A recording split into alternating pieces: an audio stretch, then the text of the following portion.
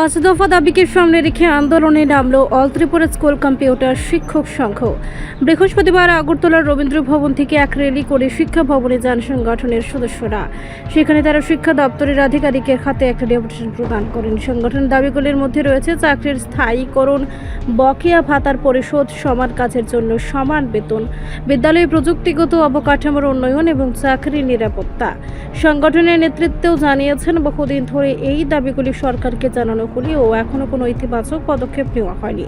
তাই দাবি আদায় না হওয়া পর্যন্ত আন্দোলন অব্যাহত থাকবে বলে জানান তারা।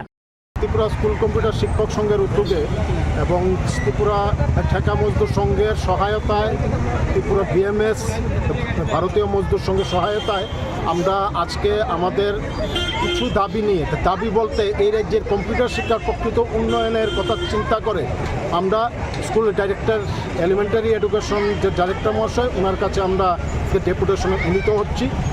এই দাবিগুলির মধ্যে মূলত আমাদের যে মূল দাবিগুলো আছে সেগুলো হলো স্কুলে স্কুলে বর্তমানে 1079টি স্কুলে কম্পিউটার শিক্ষা চলছে আইসিটি প্রজেক্টের মাধ্যমে। আমরা চাই এটার প্রকৃত উন্নয়ন। গত 5 বছর ধরে কম্পিউটার শিক্ষাটা চলছে, কারণ এই রাজ্যে আগেও ছিল কম্পিউটার শিক্ষা, কিন্তু আপনারা হয়তো বা দেখেছেন যে এর আগের কম্পিউটার শিক্ষার হাল।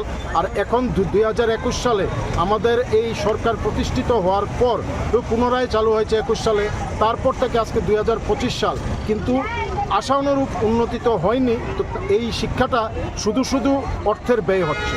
তাই আমরা চাই এই শিক্ষার প্রকৃত উন্নয়ন, এবং এই শিক্ষার প্রকৃত উন্নয়ন করতে গেলে আমরা এই শিক্ষার সঙ্গে জড়িত আছি ইনস্ট্রাক্টর হিসেবে। কি করা দরকার আমাদের তরফ থেকে আমরা জাস্ট একটা দাবি সদন পেশ করছি। এখন আমাদের আশা যে আমাদের রাজ্যের মুখ্যমন্ত্রী তথা শিক্ষামন্ত্রী মহোদয় নিশ্চয়ই এই বিষয়ে চিন্তা করবেন, এবং আমরা আশাবাদী যে ভারতের অন্যান্য রাজ্য যেভাবে এই আইসিটি প্রজেক্ট কম্পিউটার শিক্ষাটাকে গভর্নমেন্টের তত্ত্বাবধানে নিয়েছে থার্ড পার্টি থেকে। এবং এখানে আরেকটা জিনিস আপনি বলে রাখি, এই কম্পিউটার শিক্ষাটা কিন্তু চলছে থার্ড পার্টি এজেন্সির মাধ্যমে। আমরা চাই না থার্ড পার্টি এজেন্সি, আমরা চাই ডাইরেক্ট গভর্নমেন্ট এটাকে সমগ্র শিক্ষা ডিপার্টমেন্টের মাধ্যমে এটাকে তত্ত্বাবধান করুক এবং প্রকৃত উন্নয়ন কম্পিউটার ছাত্রছাত্রীদের যাতে করতে সহায়তা করুক। এবং এই সাবজেক্টটাকে আবশ্যিক হিসেবে করতে হবে।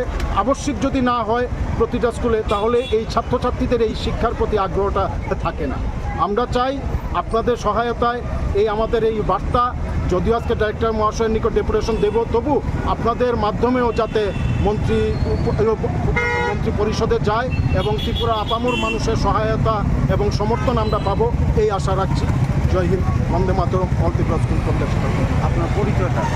আমি অল ত্রিপুরা স্কুল কম্পিউটার শিক্ষক সংঘের স্টেট কমিটির স্পোক্সম্যান তথা কনভেনার।